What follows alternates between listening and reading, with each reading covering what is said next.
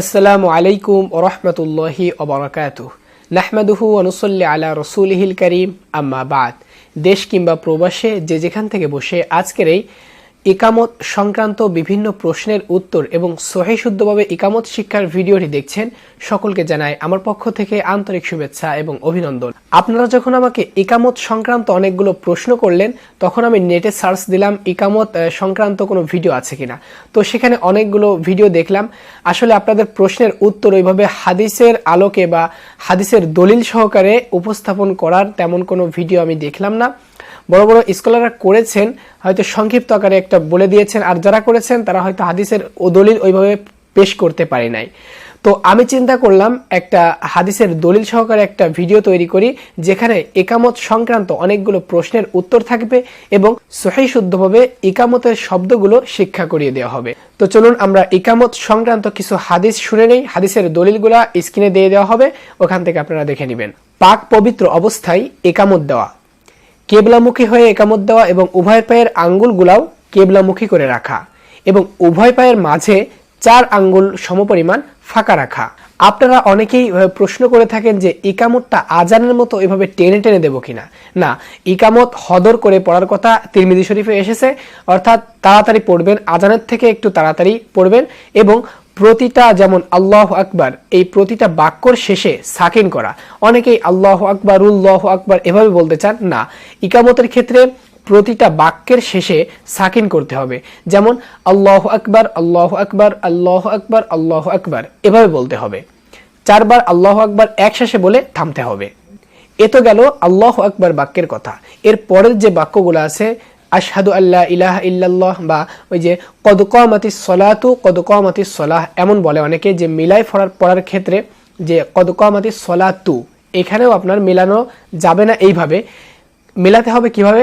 কদ কামাতিস সলাহ কদ কামাতিস সলাহ একসাথে 2টা বলতে হবে, কিন্তু কদ কামাতিস সলাতু বলে এভাবে মেলানো যাবে না, এখানে থামতে হবে, সাকিন করতে হবে। তো এখানে আরেকটি কথা বলে রাখি, কানজুল উম্মার এই যে হাদিসটি বললাম, 2 বাক্য একত্রে একসাথে বলা এবং সাকিন করা, তার মানে এটার দ্বারা প্রমাণিত হচ্ছে যে আশহাদু আল্লা ইলাহা ইল্লাল্লাহ এটা 2 বার বলতে হবে।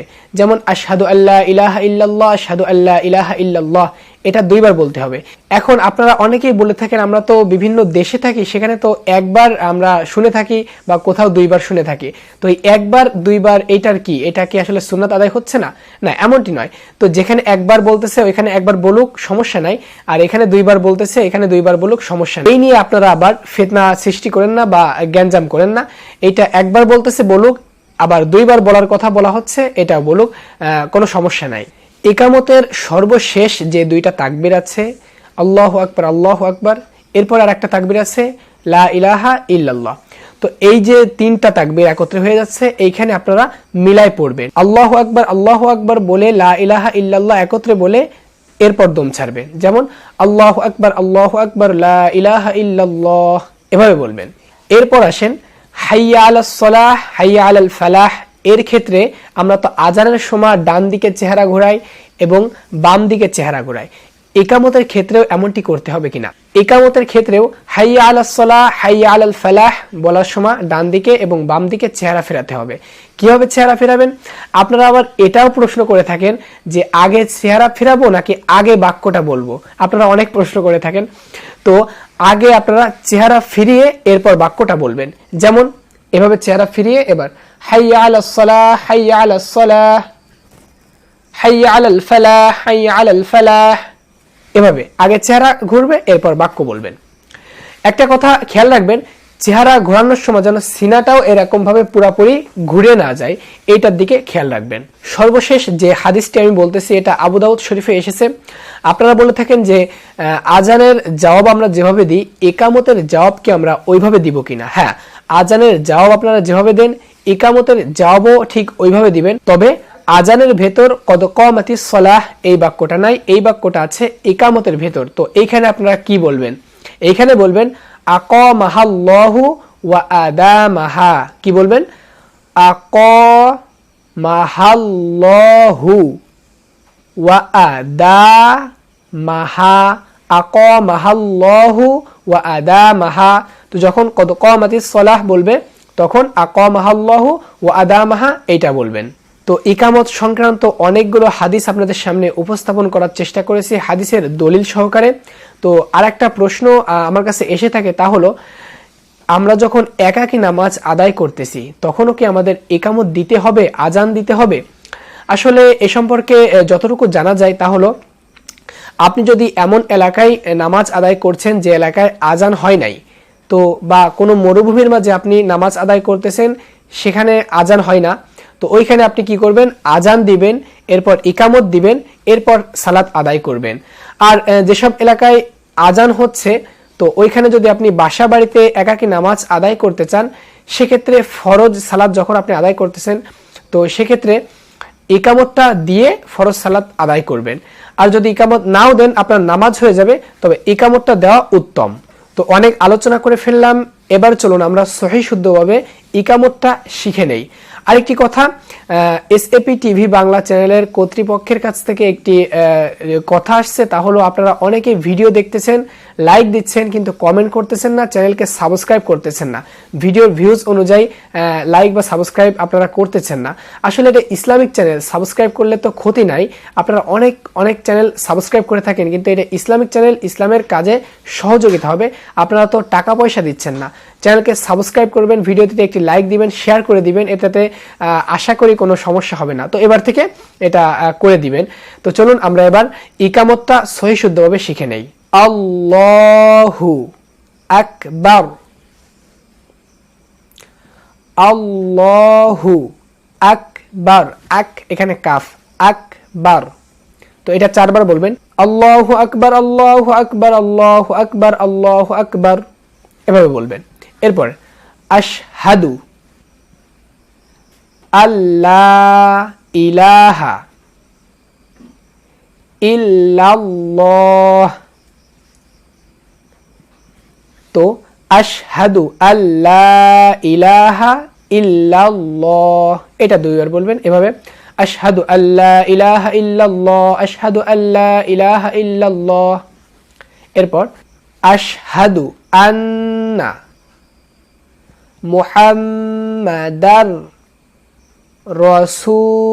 রাসূলুল্লাহ। তো আশহাদু আন্না মুহাম্মাদার রাসূলুল্লাহ।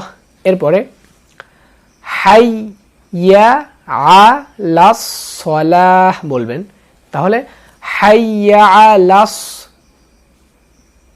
সালাহ, এটা 2 বার বলবেন, হাইয়া আলাস সালাহ, হাইয়া আলাস সালাহ। এরপর হাইয়া আলাল ফালাহ, হাইয়া আলাল ফালাহ, ইয়া আলাল বলবেন। তো হাইয়া আলাল ফালাহ, হাইয়া আলাল ফালাহ। কদ কামাতিস সালাহ, কদ কামাতিস সালাহ। তো এটা 2 বার বলবেন, কদ কামাতিস সালাহ, কদ কামাতিস সালাহ। এরপর আল্লাহু আকবার, আল্লাহু আকবার, লা ইলাহা ইল্লাল্লাহ। তো আমি এবার পূর্ণ ইকামতটি বলছি, ইকামতটি এভাবে দিবেন, আল্লাহু আকবার, আল্লাহু আকবার, আল্লাহু আকবার, আল্লাহু আকবার, আশহাদু আল্লা ইলাহা ইল্লাল্লাহ, আশহাদু আল্লা ইলাহা ইল্লাল্লাহ, আশহাদু আন্না মুহাম্মাদার রাসূলুল্লাহ, আশহাদু আন্না মুহাম্মাদার রাসূলুল্লাহ, হাইয়া আলাস সালাহ, হাইয়া আলাস সালাহ, হাইয়া আলাল ফালাহ, হাইয়া আলাল ফালাহ, কদ কামাতিস সালাহ, কদ কামাতিস সালাহ, আল্লাহু আকবার, আল্লাহু আকবার, লা ইলাহা ইল্লাল্লাহ। তো আশা করি ইকামত সংক্রান্ত অনেকগুলো প্রশ্নের উত্তর এই ভিডিও সম্পূর্ণ দেখলে ইনশাআল্লাহ পেয়ে যাবেন। আমি আমার সাধ্য অনুযায়ী চেষ্টা করেছি আপনাদেরকে বুঝিয়ে দেওয়ার জন্য। আপনারা সকলেই দোয়া করবেন আল্লাহ রাব্বুল আলামিন যেন আমাকে আরো বেশি ইসলাম সম্পর্কে অধ্যয়ন করার তৌফিক দান করুন। আর আমি আপনাদের জন্য দোয়া করব। এরকম নিত্য নতুন ইসলামিক ভিডিওগুলো পেতে চাইলে অবশ্যই SAP টিভি বাংলা এই চ্যানেলটাকে সাবস্ক্রাইব করে পাশে থাকা বেল আইকন ওয়াল করে দিবেন। ভিডিওটি ভালো লাগলে অবশ্যই একটি লাইক দিবেন এবং আপনার মতামত অবশ্যই কমেন্ট বক্সে কমেন্ট করে জানাবেন। পুরো ভিডিও জুড়ে আপনাদের সঙ্গে আমি ছিলাম সাব্বির হোসাইন। দেখা হবে অন্য কোনো ইসলামিক ভিডিওতে ইনশাআল্লাহ। আসসালামু আলাইকুম ওয়া রাহমাতুল্লাহি ওয়া বারাকাতুহু। SAP TV Bangla.